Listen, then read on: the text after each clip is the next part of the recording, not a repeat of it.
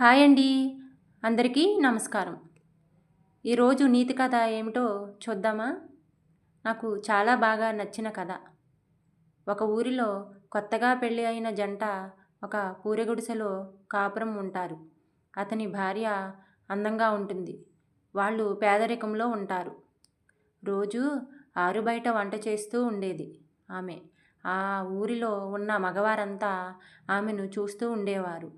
భర్తకు ఇదంతా చూసి బాధగా అనిపించేది.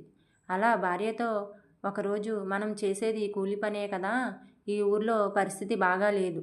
వేరే ఊరు వెళ్ళి ఇదే పని అక్కడ చేసుకుందాం అంటాడు.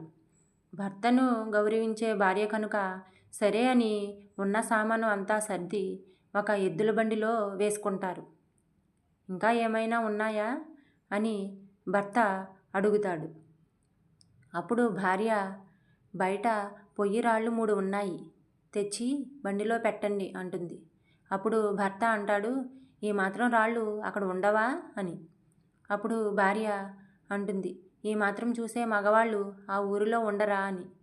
కావలసింది నమ్మకం, మన హద్దులు తప్ప వేరే వాళ్లకు భయపడకూడదు అంటుంది భార్య. భర్త అప్పుడు అన్ని సామాన్లు దించి అదే ఊరిలో కాపురం ఉంటారు. భార్యాభర్తల బంధం నమ్మకంతో ఉండాలి. ఒకరి పట్ల ఒకరికి గౌరవము, ప్రేమాభిమానాలు ఉండాలి. డబ్బు పిచ్చి, మదపిచ్చి కాదు. కట్టుకున్న భార్య శరీరాన్నే కాక మనసుని, ఆమె మానసిక సౌందర్యానికి ఆరాధ్యుడై, తోడై, ఆమెకు నీడై నిలిచి జీవితాన్ని గెలిచే ప్రతి భర్తకి, భార్యకి నా సవినయ వందనం. ఎలా ఉందండి ఈ కథ? నచ్చిందా? నచ్చితే లైక్ చేస్తారు కదూ. Thank you.